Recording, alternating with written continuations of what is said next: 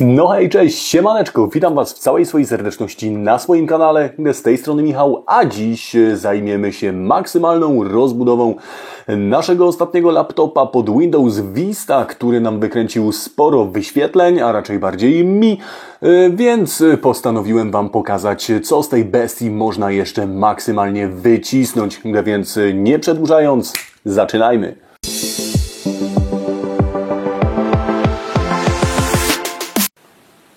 Jak dobrze pamiętacie, ostatnio zrobiliśmy tutaj na odcinku tego laptopa marki Jade, bądź Acer, jak kto woli, i zrobiliśmy mu tutaj taką dość ciekawą rozbudowę. Poszedł na tapetę procesor, gdzie został zamontowany Core 2 Quad 9000 o zegarze 2 GHz, gdzie udało się nam go przetaktować do 2,26 GHz, co dało mu już takiego lekkiego kopa. Karta graficzna oryginalna GT240 został wymieniony na Quadro 1000. Został rozbudowany również o 8 GB pamięci RAM DDR3 z dobrych modułów, które mają dość niskie CL, co za tym idzie też i bardzo fajną wydajność, jeżeli chodzi o komputery mobilne. No i tutaj został jeszcze dorzucony dysk SSD 256 GB oraz dysk na dane 1 TB Seagate'a, 7200 obrotów, 16 MB cache'u. Generalnie sam laptop w tej chwili, jeżeli chodzi o retro czasy Visty, to można powiedzieć, już jest taki max z maxów, ale pokusiłem się jeszcze o dodatkową rozbudowę, o czym sobie tutaj zaraz porozmawiamy. Jeżeli chodzi o środek, no to mniej więcej sobie omówiliśmy na ostatnim odcinku, ale też jeżeli chodzi o zewnętrzne, wizualne tutaj tematy, również nie obyło się bez różnych modyfikacji. Początkowo, jak pamiętacie, kombinowałem z Palm Restem, finalnie wymieniłem go na nowy, możecie go sobie zobaczyć tutaj ładnie na przebitce. Ja tutaj już jakby mam to zrobione, natomiast tak to wygląda ładnie z przybliżenia. Wydaje mi się, że efekt, który został uzyskany, jest bardzo bliski efektowi nowemu. Nie mam co prawda tej dużej naklejki po lewej stronie, natomiast po prawej stronie, natomiast po lewej stronie wygląda to już całkiem, można powiedzieć, jak oryginał. Co się tyczy zaślepki tuba, którą mamy tutaj z wierzchu, z góry samego Palm Restu, no to też nie była w najlepszym stanie. No i generalnie tutaj już jak brałem się za odnowienie jakby całego tego kadłuba, no to postanowiłem się szarpnąć i może głupie, może nie głupie, ale wydałem 45 dychów za nówkę sztukę. Jak widać, dzięki temu laptop wygląda jak nowy. Co za tym idzie, bardzo, bardzo fajny efekt tutaj udało się końcowy uzyskać. No i tak na dobrą rzecz mamy tutaj 16-letni sprzęt, który wygląda jak żywcem wyjęty z pudełka.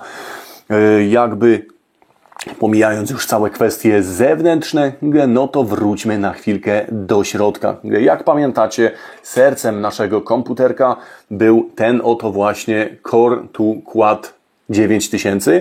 Jest to procesor dwurdzeniowy, który ma 2 rdzenie. No tak, jest to 4-rdzeniowy procesor, który ma 2 rdzenie, które mają 2 rdzenie. Dlatego ciągle Core 2 Duo Quad, a nie na przykład Core Quad.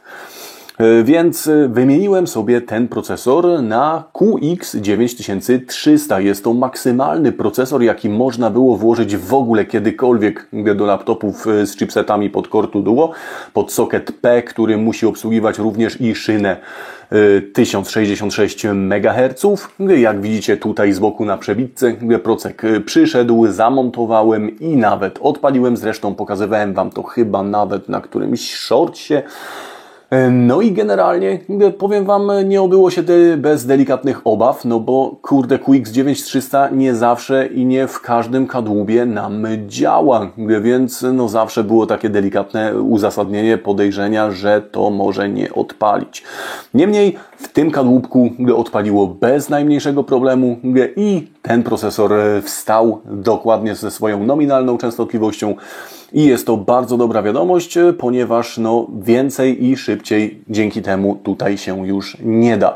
Dodatkowo dzięki zastosowaniu undervoltingu oraz delikatnego podkręcenia samym mnożnikiem, bo tak QX9300 ma odblokowany mnożnik, więc można sobie tym mnożnikiem balansować zarówno w górę, jak i w dół wedle uznania.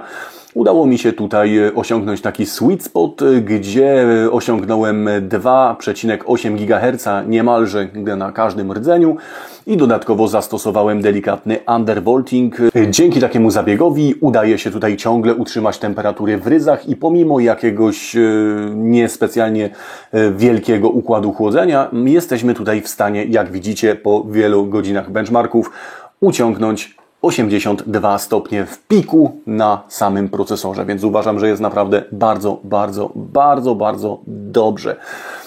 Jakby opuszczając na chwilkę procesor, została też wymieniona karta grafiki. Jak widzieliście na poprzednim filmie, nie dało się tutaj wrzucić Quadro M2000M, które jest ekwiwalentem GTX 960. Maxwell niestety to już są zbyt wysokie progi dla tego kadłuba. Natomiast skoro udało się włożyć Fermi, a nie udało się włożyć Maxwella, no to co jest pomiędzy? No pomiędzy jest Kepler, dobrze myślicie? No i właśnie tego Keplara spróbowałem tutaj zaadoptować i na miejsce tego Quadro tutaj, który trzymam w ręce P1000, został zamontowany Kepler K2100M Quadro, które tutaj widzicie ładnie na przebitce. I generalnie to Quadro tutaj zamontowałem, ogarnąłem układ chłodzenia, przełożyłem thermalpady, odpaliłem lapka i co? I działa. I właśnie o to właśnie chodzi w tym wszystkim. Eksperymentujesz, sprawdzasz i jak się okaże, że działa, jest naprawdę bardzo fajnie i miodnie. A czym jest takie Quadro 2100M? Quadro 2100M, jak tutaj sobie zobaczycie po screenie z GPU Z, to tak naprawdę troszkę więcej niż GTX 660, jeżeli chodzi o ilość procesorów strumieniowych, natomiast ma dużo niższe zegary i co za tym idzie, wydajnościowo właśnie balansuje gdzieś w okolicach GTX 660. Generalnie tego GTX 660 moglibyśmy jeszcze tutaj z tego Quadro K2100M wycisnąć wyżej, ale no niestety tutaj mamy jeden mały problem. A mianowicie, jaki problem? Procesor. Pomimo tego, że zastosowaliśmy tutaj maksymalny Core 2 Duo Quad QX9300 i dodatkowo podkręciłem go na 2800 niespełna MHz, to i tak jest bottleneckiem dla karty graficznej.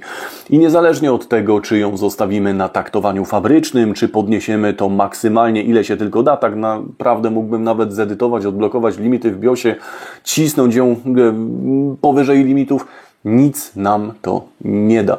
Dlatego, że na tym etapie, na jakim jesteśmy, procesor jest już skutecznym bottleneckiem dla tego układu graficznego. I co nam to tutaj w tym temacie zmienia?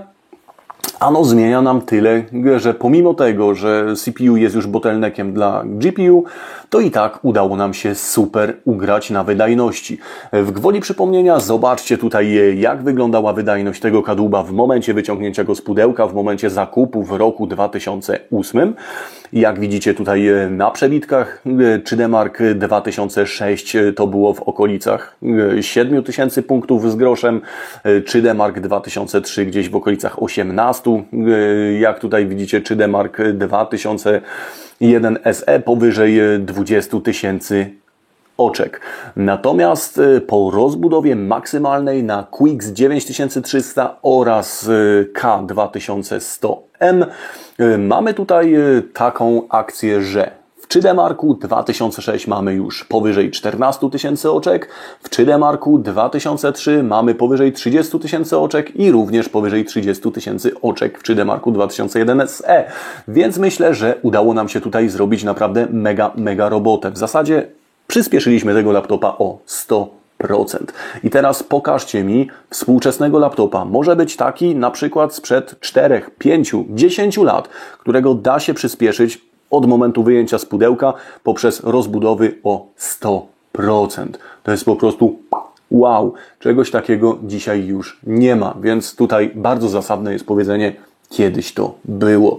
Popatrzcie, mamy tutaj lapka, który robił nam X, a w tej chwili robi nam Y i to Y jest 100% przebitką wydajności. To jest po prostu szał. A teraz na co się to przekłada?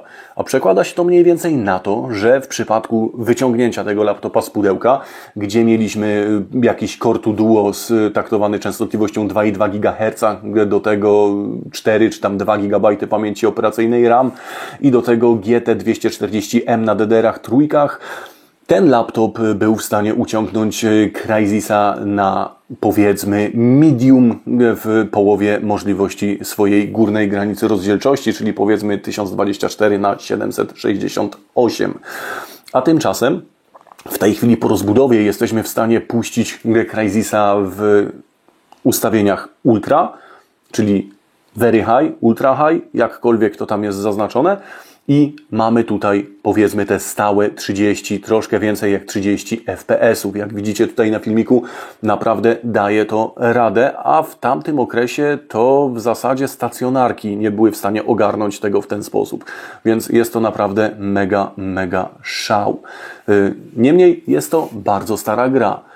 I gra, która wyszła przed tym, zanim wyszedł ten laptop, bo laptop wyszedł rok po premierze Crysisa, więc no, może ktoś by mógł powiedzieć, nie jest to jakieś mega wyzwanie i w sumie no, można by się z nim zgodzić. Niemniej Wiedźmin 3 wyszedł w roku 2015. Ten laptop wyszedł w roku 2008. Czyli co? 7 lat różnicy. I co? I po rozbudowie możecie sobie tutaj w tego Wiedźmina zagrać. Co prawda nie będzie to jakaś super uber szałowa rozdzielczość, czy jakieś niesamowite detale, bo zatrzymiemy się tutaj na rozdzielczości 1158 na 864 oraz wszystkie suwaki pójdą w lewo, żeby maksymalnie odciążyć kartę graficzną. Pamiętajmy, że mamy tutaj tylko 2 GB VRAM-u na DDR-ach piątkach, ale hej, ten Wiedźmin ma 30 klatek na sekundę i naprawdę da się tutaj, ustawiając na sztywno te 30 klatek, ograć. Co prawda będzie to doświadczenie bardziej konsolowe, ale pamiętajcie, że jest to laptop z 2008. Laptop z 2008 roku, na którym puścicie Wiedźmina trójkę z 2015, który w 2015 zażynał ówczesne konfiguracje. Więc kurde, musicie powiedzieć, że masakra. Masakra, totalna masakra. A da się to zrobić na takim właśnie starym dziadku. Więc myślę, że naprawdę tutaj udało się nam zrobić mega fajną robotę. Tutaj, jeżeli chodzi o eksperymenty, jeżeli o mnie chodzi, to już jest chyba tyle. Nic więcej tutaj nie wymyślę, nic mądrzejszego tutaj nie wtrynię. Jeżeli chodzi o możliwości podkręcenia tego procesora, pewnie, że jeszcze jakieś może 200 MHz byłbym w stanie z niego wycisnąć, ale jakim kosztem? Gdy poszłoby z 10-15 stopni więcej na temperatury, do tego nie uzyskałbym specjalnie więcej wydajności. Czy to się w ogóle opłaca? Wydaje mi się, że nie. Dlatego zostajemy przy tej opcji. Jeżeli o mnie chodzi, jest to jeden z moich fajniejszych takich projektów. Laptop jak najbardziej tutaj robi mi robotę. Wszystko tutaj na nim bez problemu z tych tytułów, które przetestowałem śmiga, więc wiadomo, że we wszystkie starsze tytuły sobie bez problemu na nim zagramy, ale też pociśniemy Far Cry'a trójeczkę, pociśniemy w Assassin's Creed'a.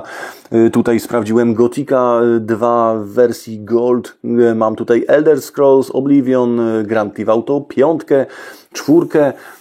Przy czym 4 nie udało mi się odpalić. Ja wiem, że ktoś tam z Was bardzo prosił, żebym sprawdził 4, natomiast musiałbym go podłączyć do neta, musiałbym tutaj robić jakieś dodatkowe firewalle, szmery, bajery, ponieważ Vista jest już niewspierana. Bardzo bym nie chciał, żeby sobie tutaj osłabić jakoś swoją sieć. Jeżeli znajdę patent na odpalenie GTA 4 offline, wrócimy do tematu i choćby w shortsach pokażę Wam, że bez problemu to tutaj będzie śmigać, bo jestem pewny, że będzie tutaj śmigać bez problemu. Natomiast no, na ten moment nie chciałem tego robić na siłę, ponieważ tak jak mówię, bardzo bym nie chciał dawać dostępu do sieci urządzeniu, które tak naprawdę już w żaden sposób nie spełnia żadnych warunków bezpieczeństwa tejże właśnie sieci. Mam nadzieję, że mnie w jakiś tam sposób ktoś rozumie. I okej. I na tym etapie myślę, że możemy sobie temat zakończyć. Wydaje mi się, że wyszedł naprawdę bardzo fajny projekt i kurde, ze swojej strony Ja wiem, że to jeszcze nie jest takie retro i większość z Was powie, kurde stary, przecież to nie retro, to jest Core 2 Duo, to jest Windows Vista, ale wiecie co, to naprawdę ma już pomału swoje lata. Jakkolwiek nam się wydaje, że cały czas jesteśmy piękni i młodzi, to w większości z nas czasem zostaje już tylko to i pośrodku.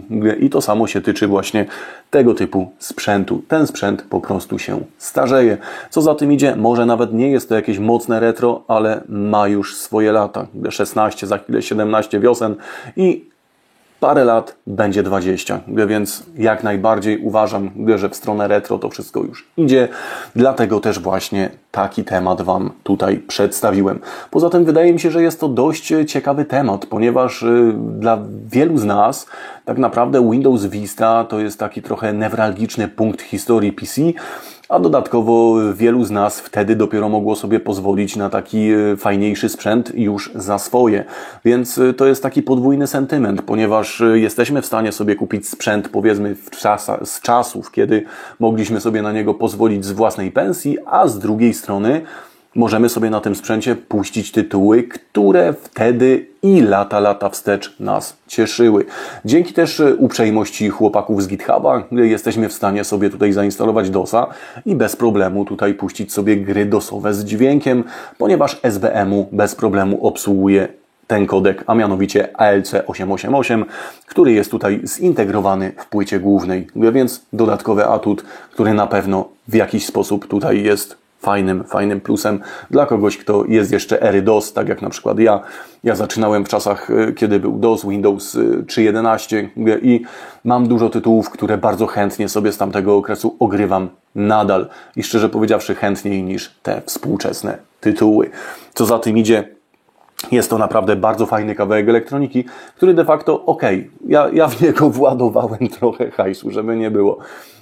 Ale szczerze powiedziawszy, jeden kadłubek dostałem od jednego z Was w prezencie na kanał. Drugi kadłubek dla tego właśnie procesora Q9000 zakupiłem na OLX-ie za 50 zł, więc wydaje mi się, że to nie był jakiś mega wydatek.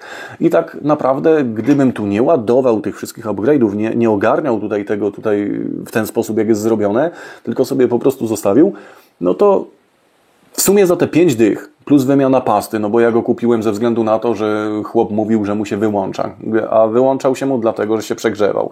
Więc 5 dych plus wymiana pasty robi Ci taki kadłubek niejednokrotnie na lata do zabawy w retro.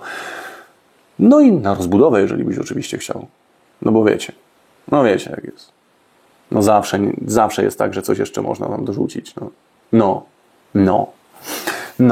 No i de facto myślę, że na tym etapie sobie zakończymy. Ja na ten moment chciałbym Wam na koniec bardzo serdecznie podziękować za wszelkiego rodzaju wsparcie, za wszelkiego rodzaju wpłaty, za wszelkiego rodzaju wysyłki sprzętu, który mi tutaj przysyłacie na kanał. Ja wiem, że część z Was czeka, aż ten jego sprzęt pojawi się na jakimś filmiku. Kurde, słuchajcie, na pewno się to wydarzy na pewnym etapie, natomiast ja mam naprawdę bardzo dużo tego sprzętu. Mam bardzo dużo innych rzeczy do zrobienia i naprawdę staram się na miarę możliwości przynajmniej co sobotę o tej 9:30 Wam jakiś materiał wrzucić, natomiast nie jestem w stanie przerobić tego wszystkiego naraz i musicie się uzbroić w cierpliwość, zrozumcie mnie. Ja robię co mogę, a że niewiele mogę, to niewiele robię. Żartuję oczywiście. Cały czas naparzam, ile się tylko da. Dziękuję też za wszystkie łapki w górę, za subskrypcję, za odtwarzanie tych materiałów, ponieważ im bardziej idę do góry, tym więcej jestem w stanie Wam od siebie dać. Tym bardziej mnie to też motywuje do kolejnego działania, kolejnych fajnych projektów. A na ten moment chciałbym się już z Wami pożegnać. Dzięki, do następnego materiału. Cześć!